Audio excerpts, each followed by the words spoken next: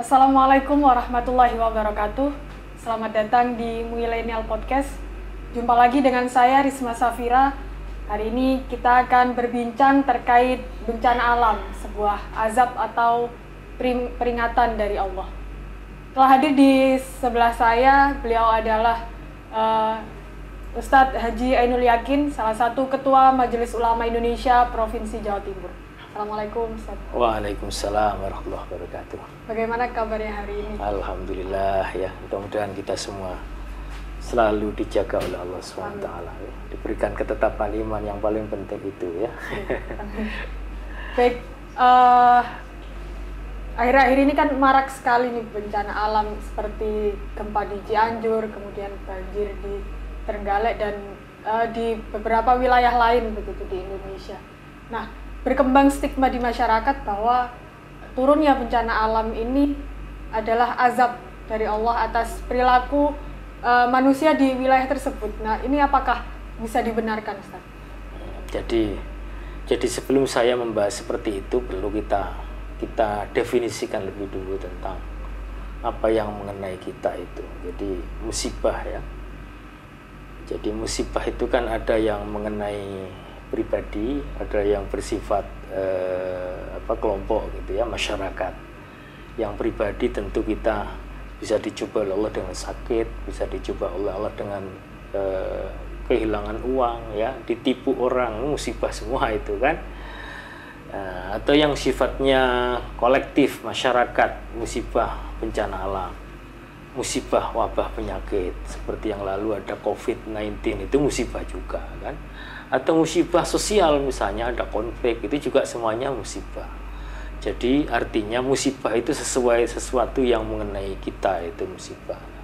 Sekarang ketika kita bicara tentang musibah, kita semua harus kembalikan kepada Allah, karena ma asaba min musibatin illa biidznillah. Jadi akidah atau keimanan itu yang perlu terus kita jaga dulu. Konsepnya perlu kita kembali ke sana.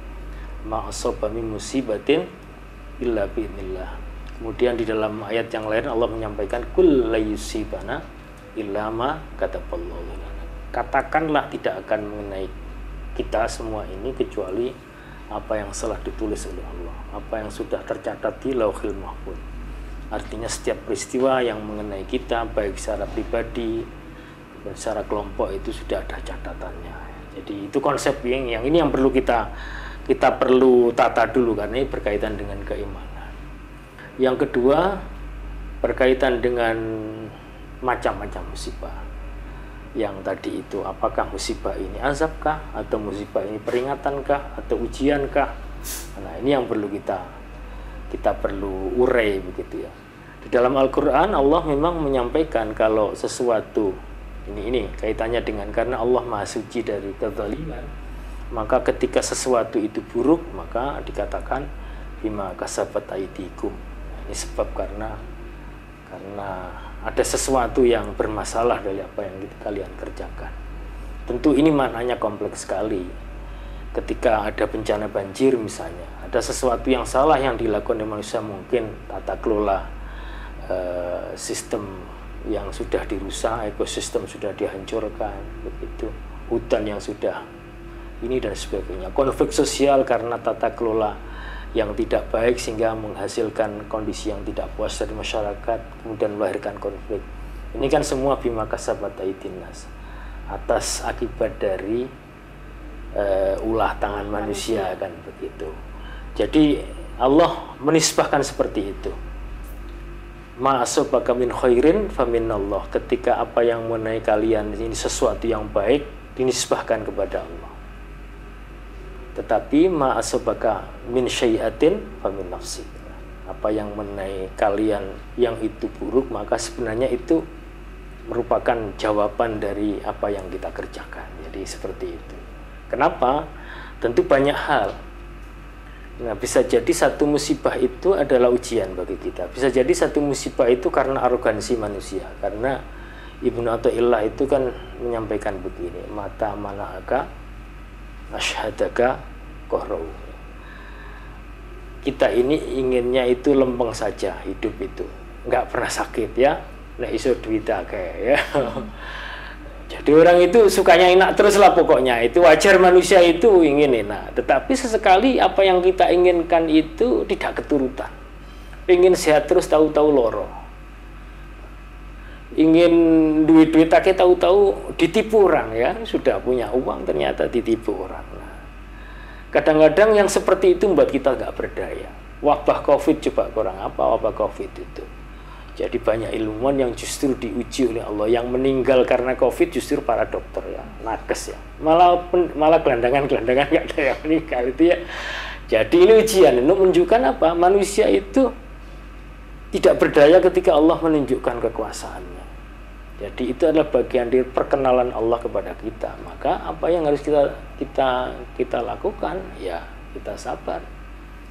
Idza asabatum musibah qalu inna lillahi wa inna ilaihi rajiun. Ketika menghadapi satu musibah begitu, katakan kita kembali kepada Allah. Kita ini punya Allah ya, kita ini akan kembalinya juga kepadanya, kan gitu. Jadi ini yang mesti kita paham ya. Jadi musibah itu yang pertama kita nilai sebagai sesuatu untuk menunjukkan kekuasaan Allah kepada kita, sehingga ketika Allah menunjukkan kekuasaannya manusia tak berdaya. Yang harus dilakukan adalah sabar. Yang pertama. Yang kedua, musibah itu adalah akibat dari tangan kita supaya kita melakukan evaluasi.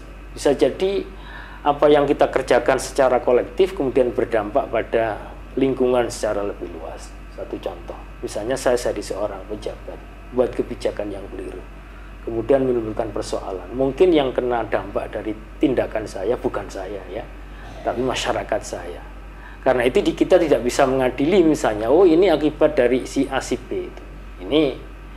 Tetapi ini adalah satu faktor kolektif yang perlu kita kaji. Karena itu dalam Al-Qur'an ada ayat zuharul fasadu fil barri wal bahri bima kasabat aydin nas. Adanya kerusakan di daratan dan di lautan itu adalah akibat tangan manusia. Apa yang diharapkan liudhiqahum ba'dallazi amilu la'allahum yarji'un, agar ditampakkan akibat dari perbuatan mereka agar kembali. Nah tentu ini menjadi secara kolektif menjadi pengingat bagi kita semua sebenarnya, tidak hanya yang terkena bencana, tetapi justru kita yang ada di seputar bencana harus ingat itu. Nah, kemudian bicara azab sekarang. Umat Rasulullah Muhammad SAW ini punya satu keistimewaan yang berbeda dengan umat-umat yang terdahulu.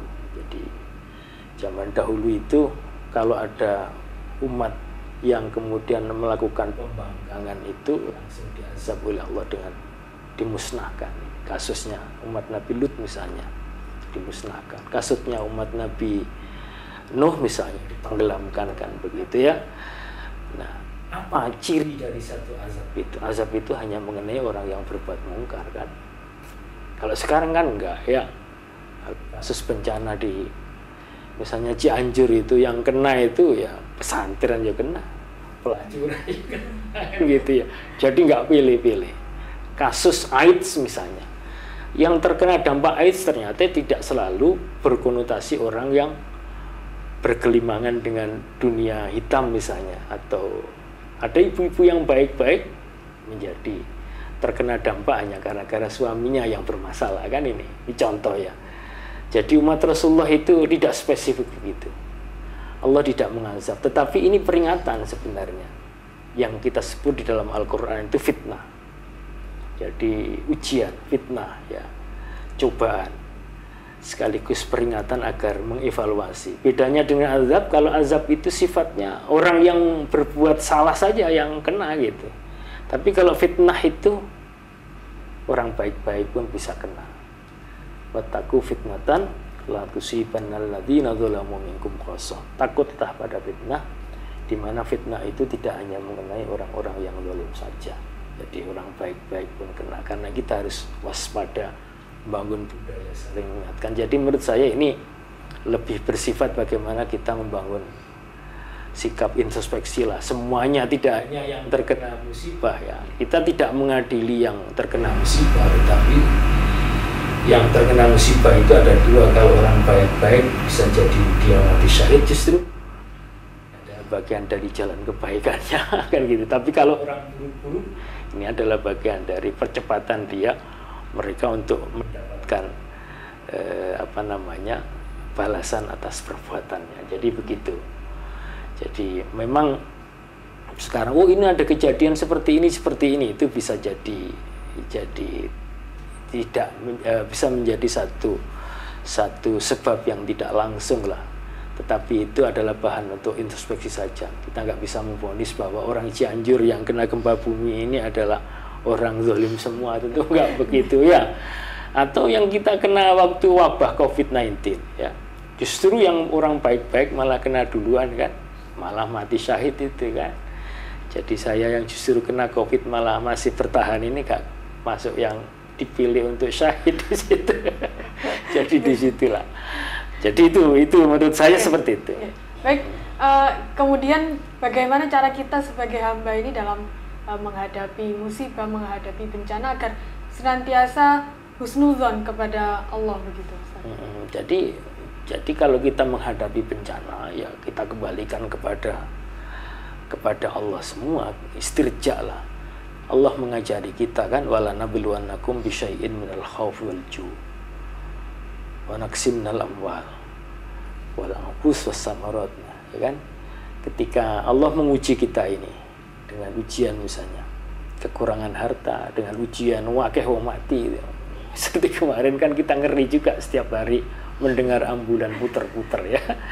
Nah, itu kan wa naqsim minal amwal, kekurangan harta, wal anfus seperti tadi itu, was samarat ya, kita nanam itu dihabiskan sama tikus ini, masya Allah luar biasa ya. Sekarang ini saya orang desa ya, yang banyak bersentuhan dengan petani, sudah nanam padi susah, cari pupuknya juga repot, dihabiskan sama tikus ya. Coba kalau nggak kita dikembalikan kepada Allah ya, stres itu ya. Maka wabasyiris sabirin, berikan kabar gembira bagi orang yang sabar. Siapa yang sabar itu yang membalikan persoalan tadi itu kepada Allah. Mereka beristirja, innalillah wa inna ilaihi rajiun. Sudahlah kita ini kembali kepada Allah, bahwa di balik itu insya Allah ada kebaikannya kan gitu. Karena asa antakrahu syai'an fahuwa khairul lakum. Kadang-kadang sesuatu itu yang nampaknya di saat itu sesuatu yang jelek, ternyata itu ternyata ada baiknya gitu ya. Kita baru tahu baiknya itu di belakang. Kadang-kadang di saat itu kita kecewa, tahu-tahu kok mbuyan gak ngono tambah ngene kan gitu ya. Nah, itu ngerti ini waduh. Karena itu husnuzon kepada Allah itu penting. Sekaligus introspeksi lah, karena kita juga diminta introspeksi. Baik-baik menahu ada sesuatu kekeliruan, kita terus mohon ampun kepada Allah. Kita husnuzon kepada Allah itu menerima zat yang begitu suka pada hambanya yang mohon ampun dan bertaubat. Saya rasa itu aspek penting ketika kita menghadapi kondisi seperti sekarang. Oke. Kemudian mungkin bisa diceritakan Ustaz, bencana atau musibah dalam sejarah Islam yang bisa kita ambil hikmahnya begitu. Iya, kalau kita perhatikan ya banyaklah kejadian-kejadian yang menimpa umat Islam. Misalnya di masa Rasulullah ada musibah bencana taun misalnya. Ini kan sangat terkenal ya, sahabat terkena taun. Kemudian ada satu, sehingga Rasul menyatakan bagi kalian yang ada di dalam jangan keluar, yang di luar jangan ke dalam. Tentu ini kalau dilihat dari perspektif ilmu kesehatan masyarakat ini luar biasa. Islam itu mengajarkan seperti itu kan, bahwa bencana itu bisa diisolasi ketika mungkin diisolasi dengan menggunakan pendekatan kesehatan masyarakat. Itu terjadi di masa yang lampau. Terjadi juga waktu COVID kemarin. Nah, itulah maka ketika kita mengatakan bahwa COVID itu sarana untuk memotong penyebaran dengan menekan adanya pergumulan orang-orang, maka kemudian sampai Majelis Ulama Indonesia mengeluarkan fatwa dalam kondisi yang bahaya yang tak terkendali boleh bahkan kemudian meninggalkan sholat Jumat. Artinya tidak menyelenggarakan sholat Jumat di daerah itu kan itu. Padahal Jumat itu sesuatu yang wajib. Jadi Islam itu Islam itu begitu cakap menyelesaikan persoalan ya.